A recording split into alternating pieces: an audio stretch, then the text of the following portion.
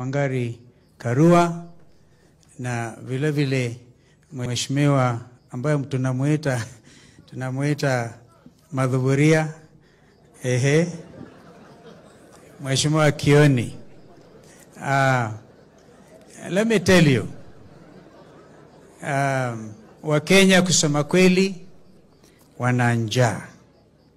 Mimi nikiwa Nyeri, kusema kweli niko kwa mlima, lakini the other side ya mlima Kenya.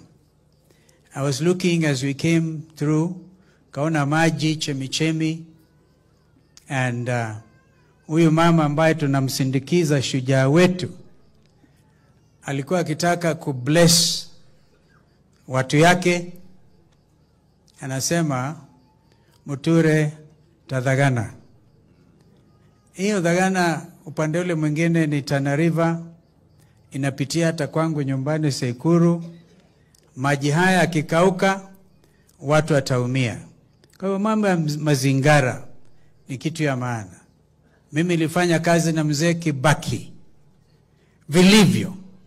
Kumbukeni wakati wa Africa's first grand coalition government, because Zimbabwe alifuata kisha baadaye, Kenya ilionyesha umaarufu wa utengemano wa kweli.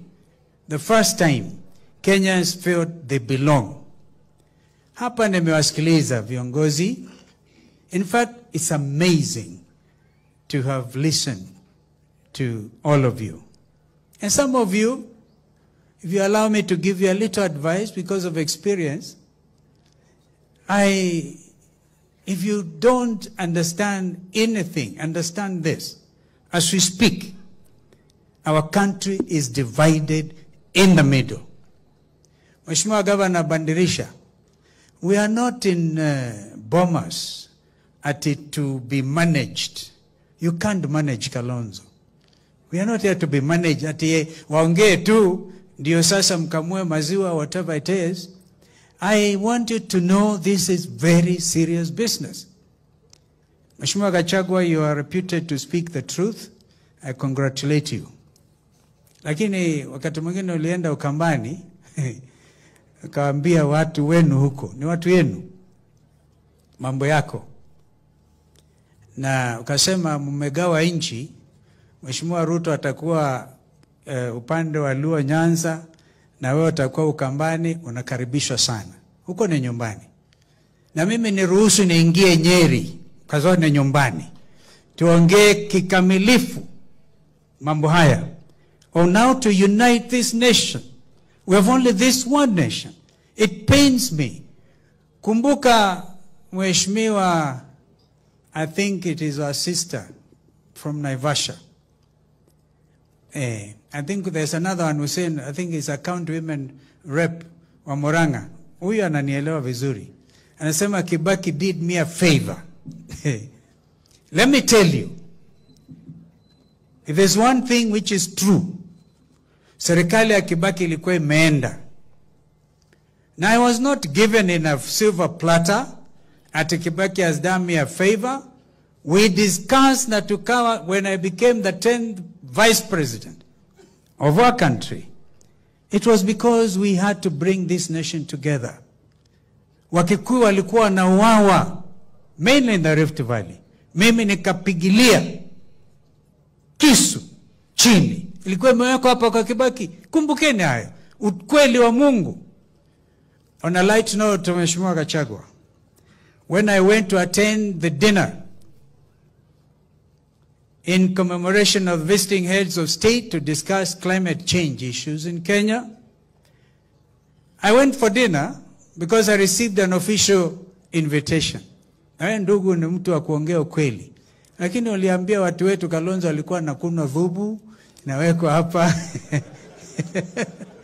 Anajienjoy, anaweka kitambaa hapa. Sasa that was dinner for African heads of state. And that issue was beyond Kenya. Maybe ukasema naenda usiku. Sijui kama you expected me to go for dinner at lunch. Light talk. lakini ikiwa ni mambo ambayo na ramifications. Sasa hivi, believe you me, as I speak to you, kuna Wakenya wengi ambao they like what I'm saying. Na kuna wengine kama nyinyi hapa viongozi, and I want to talk to the younger ones. Please do not be sycophantic. The world is watching. The world is watching. Watching Kenya very closely. Ukisema taenda kuvamia mashamba, let us make sure, and I'm now going to say this, and you have heard Mheshimiwa Wamalwa saying what action he took as minister responsible. Kumbukeni Kibaki was a president of the Republic of Kenya. Mzee mwenye imani kabisa, whom I decided to help for the sake of this country.